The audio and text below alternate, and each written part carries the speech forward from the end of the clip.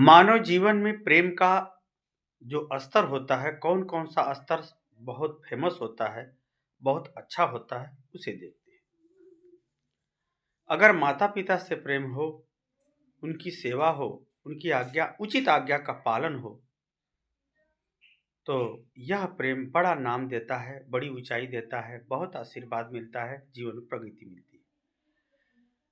दूसरा, प्रेम जो हो वह देश से हो। किससे हो? देश से।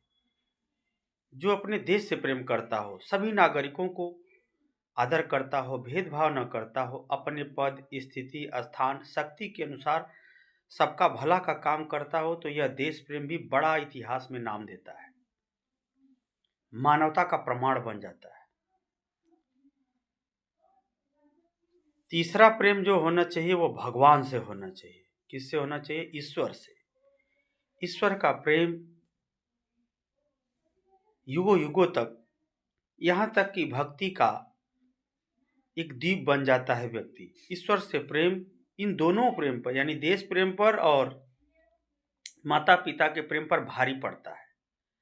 तो तीसरा सबसे बड़ा प्रेम जो है वह है भगवान से प्रेम। भगवान से प्रेम करने पर सारे मनोरथ, सारी पुरुषार्थ, सारी इच्छाएं, आवश्यकताएं धर्म के साथ, न्याय के साथ पूरी होती रहती है।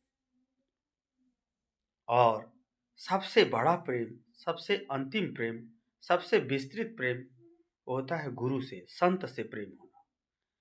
जब संत से प्रेम होगा तो ये जो तीनों प्रेम हैं, मैंने बताया माता पिता से, देश से, ये और भगवान से, ये तीनों प्रेम और बढ़ जाते हैं।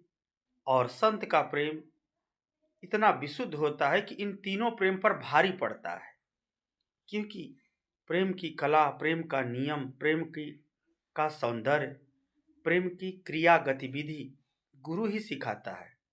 इसीलिए गुरु सर्वोच्च होता है, भगवान से भी बड़ा होता है। वास्तव में ब्रह्म ज्ञान मिलना या मुक्ति मिलना गुरु के ही हाथ में होता है, भगवान के हाथ में नहीं होता। तो तीनों प्रेम में माता पिता से प्रेम, देश से प्रेम, भगवान से प्रेम और गुरु से प्रेम, गुरु का प्रेम इन तीनों प्रेम को दे देता है।